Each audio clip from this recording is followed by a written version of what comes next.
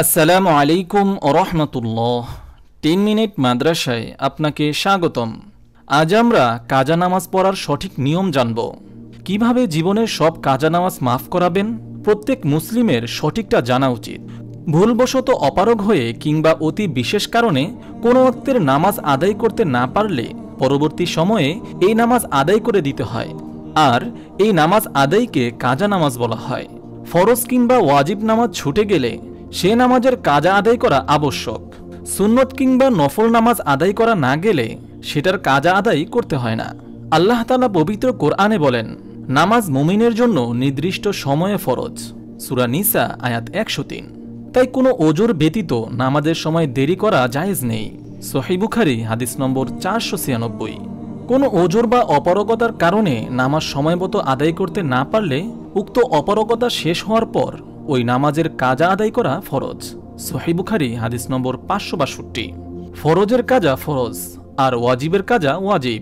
সহিহ বুখারী হাদিস নম্বর 1816।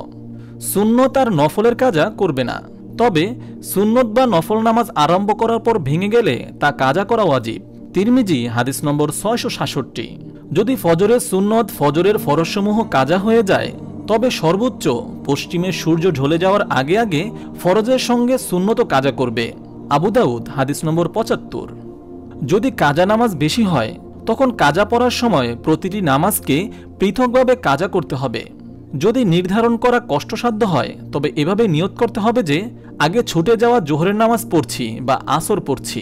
কেউ যদি কাজা নামাজ আদায় না করে অসুস্থ হয়ে পড়ে এবং রোগে মারা যায় আর অসুস্থ অবস্থায় লোকটি ওয়ারিসদের তার পক্ষ থেকে কাজা নামাজের ফিদিয়া বা মূল্য দেওয়ার কথা বলে যায়, এমতো অবস্থায় তার ওয়ারিসদের ওপর ফিদিয়া দেওয়া ওয়াজিব।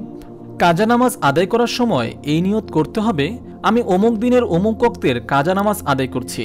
আর যদি দিন তারিখ মনে না থাকে এমতো অবস্থায় এভাবে নিয়ত করতে হবে, আমি আমার জীবনের সর্বপ্রথম জোহরের নামাজের কাজা আদায় করছি। এভাবে প্রত্যেক ওয়াক্ত কাজা নামাজ আদায় করার সময় নিয়ত করতে হবে। আর ততদিন পর্যন্ত কাজা নামাজ আদায় করতে থাকবে যতক্ষণ না ওই ব্যক্তির মন এ সাক্ষ্য দেবে যে তার জিম্মায় কোনো নামাজ কাজা নেই। কাজা নামাজ আদায়ের ক্ষেত্রে সবচেয়ে সহজ পদ্ধতি হলো প্রত্যেক নামাজের সময় একাধিক ওয়াক্তের কাজা আদায় করে নেওয়া। যেমন কোনো ব্যক্তি আসরের নামাজের আজানের পর সেদিনকার ফরজ নামাজ পড়ার আগে কাজা আসরের নামাজ আদায় করলো, পরে সেদিনকার নামাজ পড়ল।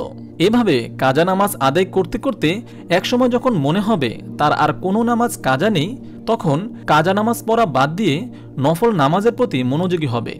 যে ব্যক্তির জিম্মায় কাজা নামাজ রয়েছে তার জন্য উত্তম হলো নফল নামাজের পরিবর্তে কাজা নামাজ আদায় করা, কেননা সে কাজা নামাজ সম্পর্কে কিয়ামতের দিন প্রশ্নের মুখে পড়বে, নফল নামাজ সম্পর্কে নয়। কাজা নামাজ আদায় করার সময় সূরা কেরাত পাঠ করার ক্ষেত্রে মূল নামাজের অনুকরণ করতে হবে। যদি সফরের সময় কারো কসর নামাজ কাজা হয়ে থাকে তবে বাড়িতে ফেরার পরে তা কাজা কসরই আদায় করতে হবে, অর্থাৎ 4 রাকাতের জায়গায় 2 রাকাত আদায় করতে হবে। তেমনি ঘরে কাজা হওয়া নামাজ যদি কেউ সফরে গিয়ে আদায় করে তবে পূর্ণ নামাজই পড়তে হবে। মহান আল্লাহ তাআলা আমাদের সকলের কাজা নামাজগুলো সঠিকভাবে সঠিক নিয়মে আদায় করার তৌফিক দান করুন, আমিন।